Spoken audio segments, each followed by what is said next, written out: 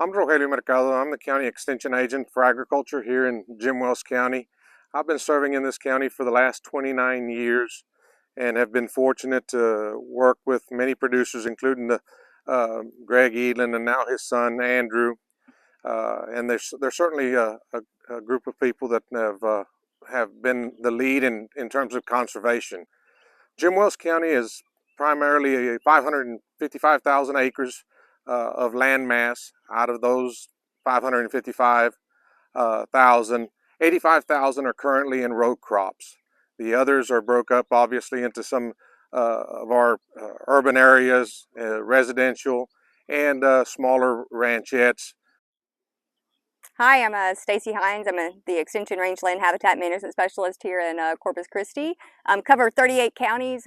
Rain is a little bit tricky down here. We have times that we're supposed to get rainfall, like in September. We're supposed to have the most rainfall that month.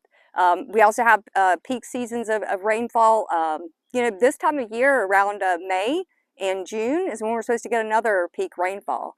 However, if you actually look at the rainfall data over a 30-year period, which is a climate cycle, a third of the years you're going to have drought years. So it's not if a drought's going to happen, but it's when is a drought going to happen and for how long. So good grazing management is really important to keep and maintain healthy rangelands, not only for the above ground biodiversity and mass, but also for the below ground microbial process that are going on. My dad started this farm. What we're standing on is old row crop from the 80s and 90s probably. And then I was born mid 90s, and that's when we really turned all this into pasture land. And my dad took on regenerative agriculture, rotational grazing. So where we are right now, it is a 20 to 30-year-old pasture primarily for cows. And they've been rotated through this field maybe 5 to 6 times a year for the past 25 years. We have focused on all practices that are bringing new life to the soil. We know that good plants are supported by healthy nutrients in the soil. But what's supporting those healthy nutrients is actually our microbial population that's underneath the soil surface. So those microbes like to live in that rhizome right around our roots of our healthy grazing plants. Within that, they see this symbiotic relationship to where the plants are actually letting off a food that the microbes feed on. Today, we're out at the Edelin farm, and we are looking at soil microbial activity through a process of burying cotton products. So today we've buried some onesies, some infant onesies, and we're looking at the difference between utilization. And we know that there's more microbes in an area when they eat a lot of that natural cotton that's kind of simulating a carbohydrate or food for those microbes in the soil. So we're going to be pulling up these about 2 weeks after burial, 5.5 weeks after burial, and 8 weeks after burial. And we're going to look at the extent of use from the microbes on these onesies. So stay tuned, it's going to be interesting to see.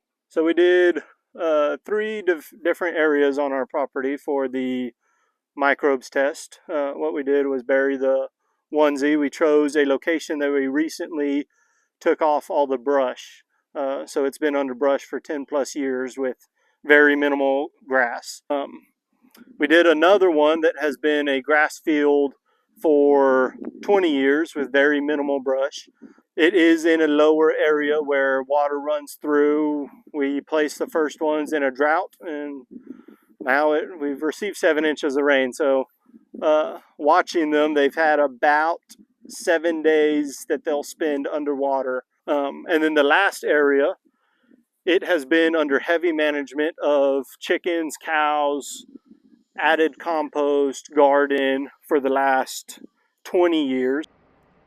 As shown here, we fit the 100% organic cotton onesie on the end of a shovel and inserted it into the soil. Once completely covered, the onesie was marked with a flag in order to make our progress reports easy. At the 2, 5.5, and 8-week markers, our team will dig up the onesie, record its progress, and replant it the same way each time. These results were really interesting. When we dug up the onesies at 2 weeks after burial, we had the tree removal area and the cow pasture area to compare. We couldn't find our burial in the chicken pasture, which is a good lesson in marking your site well.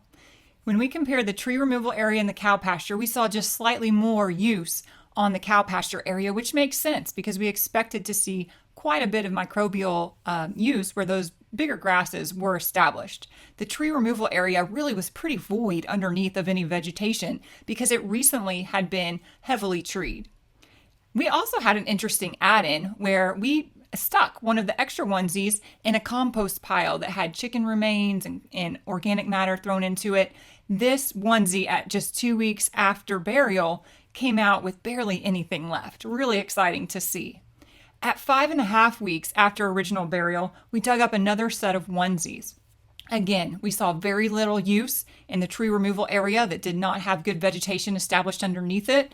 We saw slightly more, but not much use in the cow pasture, which was disappointing to tell you the truth. But at that time, that cow pasture was underwater. They had had a lot of rain, and we know that soil microbes don't really like it super wet or super dry. So that could explain why the low presence of microbial activity on the onesie in that cow pasture. The chicken pasture, on the other hand, where a lot of the chicken houses have been moved around, there's been a lot of organic matter added into that pasture, had a lot of microbial action on it, which was exciting to see. So we know that building up better organic matter through the addition of that chicken feces over a long period of time is probably improving that land because we did see some microbial use.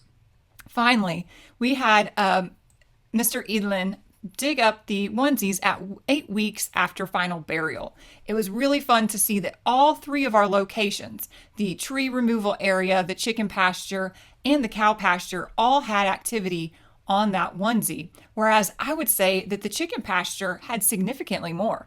I mean, basically just the bands were left that were not 100% cotton, so we didn't expect microbes to eat those anyway. When you compare the tree removal area to the cow pasture, they're fairly equivalent, to tell you the truth, though we may have seen a little bit less in the cow pasture, again, because that area where we had chosen to bury the onesies was severely underwater. So you can see that there's a lot of different variances in comparisons of pastures between use of the microbes on the onesies. So what can you do if you don't have enough soil microbes to really have beneficial soils, and healthy plant communities? Well, like those areas we saw on the Edelin's farm where they just were lacking soil microbe activity, you could do some practices that might improve your soil microbe community by making sure that you keep good plant coverage, maintain healthy grazing over a long period of time to build those back. There's no dead ringer for getting soil microbes reestablished quickly. Sometimes people try to use additives where they actually put types of bacteria and fungi down on the land in order to increase the soil microbe amount, but in reality, we can't put soil microbes at a high enough rate or often enough to really do a whole lot of good on rangeland, on big acreage. So in general, we're looking at these basic health grazing principles, basic keeping your soil covered, keeping vegetation on the ground, reseeding if necessary to hope to improve the land over time. And then hopefully we can compare those places again and see if we have any difference.